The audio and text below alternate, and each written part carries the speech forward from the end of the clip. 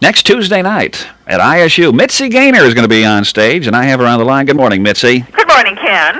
Pleasure to talk to you. A pleasure indeed. You sound so energetic. Well, I'm trying to keep warm because it's raining like you cannot believe here today. You are where? I'm in Beverly Hills, California. Thank you so much. And I'm standing in a rehearsal hall. There's nothing worse than going into a ballet rehearsal hall when it's raining and pouring outside. We're all standing in our leg warmers and shivering and trying to get the heat on. You know, it's great to hear that it's raining someplace else. We got 7 inches in about an hour last Friday. Oh, my God. That's incredible. And it's been an extremely dry summer, so it was like the weatherman all of a sudden said, oh, wait a minute, we owe you some. Uh-huh. I was in Flint, Michigan not too long ago when they had the big floods, and I was absolutely amazed that this many people came out. I guess they figured, well, we can't stay home because our feet will get wet. We might as well go to the theater. Yeah. This is incredible that you're rehearsing even while we talk. In fact, you may get called away any time to go back. Uh-huh. But you have to do that, I guess, in show business, don't you? Well, I'll tell you why you do. Generally, I try to keep 10 guys with me, 10 of my 10 dancers. And sometimes somebody gets hurt. I'm sorry for all the people listening who think show business is nothing but fun and games. Sometimes they get hurt. One of my boys sprained his ankle, and he has something to do with me. So he has to be replaced, and so I'm working with a new guy. So you keep 10 guys busy. That ought to do it. Yeah. You have my best. Let's say you've been entertaining in Vegas and Reno, places like that for years, haven't you? Well, I tell you something very interesting. I stopped playing Vegas, Reno, and Lake Tahoe in 1976 because I got really tired of it. I was working 7 days a week, 2 shows a night, and I got the shingles, and I got so skinny my knees didn't meet, and all those funny things. And my husband said, "Why are you doing this?" I said, "Because that's what I do." And he said, "But there are all these theaters across the country. They're dying to have you come." Because I tell you what happens, Ken, you get lazy. You keep going back to the same places over and over again. You know the territory. You can't get lazy or you lose that enthusiasm. But I mean, when I say you get lazy, you get used to going back to the same places. So I said, open up the territory and we'll see what happens. So ever since then, I go all over the United States. I'm having the best time I've ever had. And the only gambling place I play is Harrah's in Atlantic City. So what started out as an, in quotes, Vegas act, which I created, which used to kind of tick me off because people would say, it's a Vegas act. And then I said, but I created this, so I should be very happy. You know, it's very stylish, very glamorous, lots of costumes by Bob Mackey, 10 dancing guys, 18-piece orchestra, comedy. I do Dr. Ruth in this show. I do Carmen Miranda in this show. I mean, there are all kinds of things that can be done with this kind of a production. It's 2 hours long, and you do the Carmen Miranda thing. I suppose alert a produce department around here. Well, I'll bring my own bananas. Oh, okay. Yeah, because what is it? Across the state lines, you can't carry fruit, isn't it? Something like that, or is it only out here in California? Whoops. Anyway, Carmen, you got to see Carmen Miranda. She's so funny. Bob Mackey is so incredible when he designs comedy clothes that they almost do the work for you. I have my shoes, my the high platform shoes that Carmen Miranda used to wear. Yeah. My shoes are 8 inches high. And, I feel like the Leaning Tower of Pisa. I've got all these bananas and this huge headdress. And then before that, I do Gilda, so I've got a strapless navy blue velvet evening gown on with a great big silver poof and a split up to here. And then before that, I do the mellow. The idea of the show is the first act is all the 80s, Pointer Sisters stuff, and The Heat Is On, I'm So Excited, Neutron Dance, and Dr. Ruth. And then the second act is a tribute to Benny Goodman and the music of the 40s. And it's like looking at a 1940s MGM musical, Technicolor musical. Doesn't sound like you've cut back when you've taken the thing on the road. It sounds like. No, I'm doing more. See, when I was working in Vegas and Tahoe and Reno, I only did an hour. Now I do 2. See, we do a full hour first act, a 20-minute intermission, a full hour second act. I'm looking forward to it. I was out in Reno just for a short time, and I didn't have a chance to catch you when you were there. And this would have been back in before 1976, obviously. Uh-huh. But everybody I talked to said, you got to see the Mitzy Gaynor show. It's terrific. Oh, isn't that nice? Well, we change every year, Ken. Every year, every 18 months. So I don't like to take. That's another thing. You find that you get used to changing your show because you keep going back to the same places. Well, now that I don't keep going back to the same places, I still have that affliction of wanting to spend that money and do a new show. But I would think it gets more and more polished all the time if you don't change it. Well, I tell you, I have the attention span of a sage, but I also have the attention span of a gnat. There comes a time when I say, I just don't want to do this anymore. Fortunately, with this show, it's so finely tuned, and there's so many good, fun things to do in the show that I don't feel that way about this one. This one, for instance, Dr. Ruth, I took it to, we broke it in Vancouver in June of last year. And that's where I break in all my shows at the Queen Elizabeth Theater. And last June, if you can believe this, the Vancouverites hadn't seen Dr. Ruth yet. So, the cable, she wasn't on cable up in Vancouver. I bet that went over really well then. But it went over so well because the piece is so funny. Well, and I said to Jack before, I keep mentioning Jack, he's my husband and producer and so on, and I said, Jack, you're not going to lie. I said, he said, well, go out and do it. This is where we're here. This is our off-Broadway. I mean, we're breaking in up here. Yep. Well, from the walk on, and the, good evening, ladies and gentlemen. From that time on, they were just in hysterics because who is this funny lady with the funny accent? Yeah. Giving us sexual therapy, which is, I just think it's she's the best thing that's happened to me in a long time. You mean you've gotten some advice from her, or? Well, no, I give everybody all this advice. Oh, I see.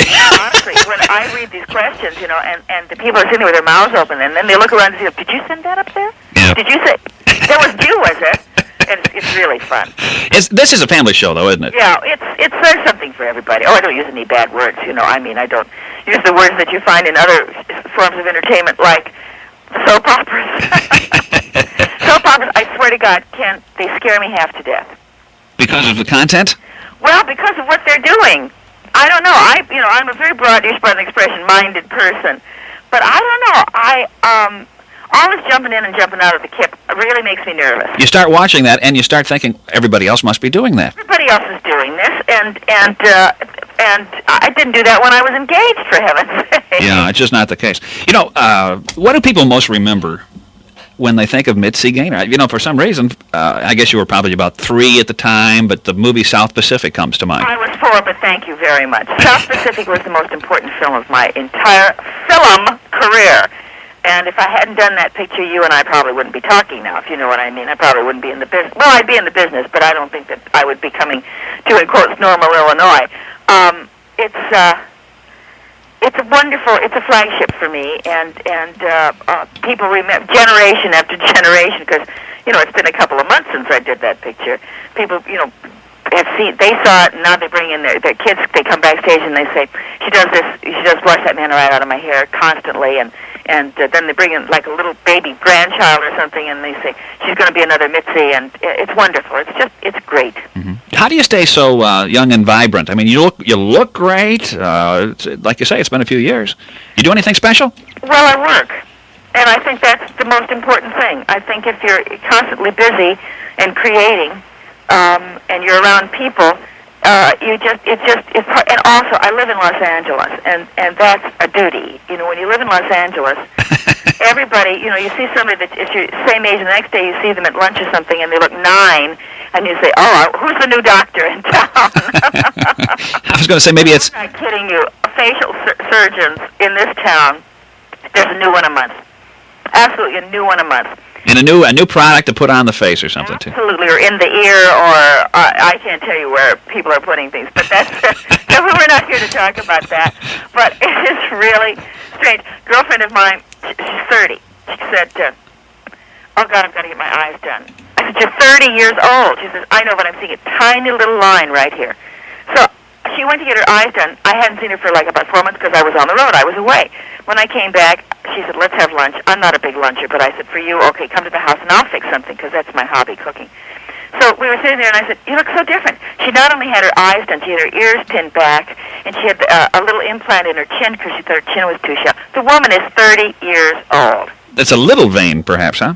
Well, and she was so pretty, but I think anybody who wants to do that and who really thinks that can help them, you must let them do this. If they can afford it, and it just changed her entire attitude. Yeah. I mean, she never had a boyfriend in particular, and she never really, she had to get up to answer the phone 3 times while we were having lunch together. It was, people calling her, can we do this, can we do that, and so on. So I think it's marvelous. I'm looking right now, and I got to get something done. But I got a good close shave this morning, so I look really terrific.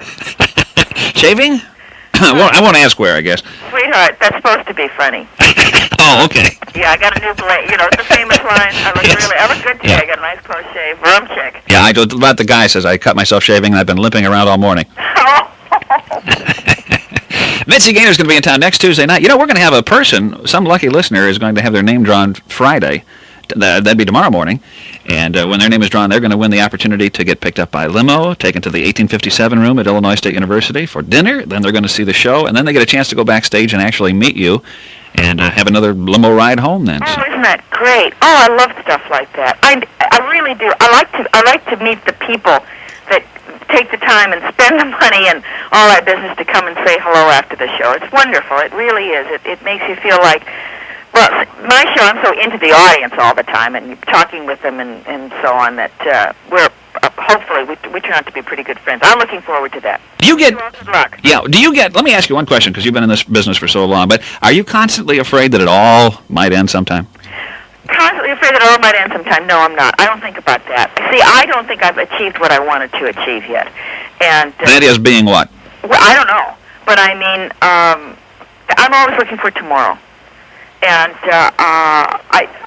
I look in the past to maybe regenerate certain things that, because you know you've learned your technique and you've learned your style and you've learned your mode of work. Yeah. So that's your basics. That's, you know, when people ask me how do you last a long time in the business, you've got to have your basic, as we call technique. You know? But in a way, isn't it show business? Did you get excited about opening a new show, like you said? I get so excited. You think I've never done it before? Do you get nervous? Of course.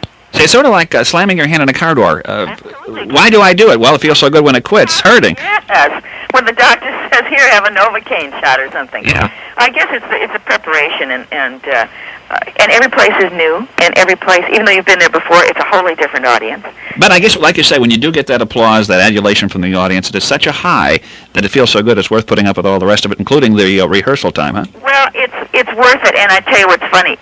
Sometimes the show will be going, I'm really knocking wood now, the show will be going really good, and I'll say, Tommy, who's my best friend and hairdresser, and, you know, the power behind the hairdryer, and to my dresser, you know, I make these split-second changes, and I'll say, God, that audience is so good tonight, I hope I don't kill it. Meaning, I hope I don't do something that's going to turn them off or whatever, because you get on a roll, and sometimes you get, maybe, you can't overdo, and an audience will pull back from you. You know, it's like a tug of love, not a tug of war, but a tug of love. So many superstitions have come out of show business, and I guess it's easy to understand why. Well, you know, you're in the lap of the... It's like being a kamikaze pilot when you do this kind of a show. I mean, the curtain goes up, you yell, Tora, Tora, Tora, and just hope that it all works.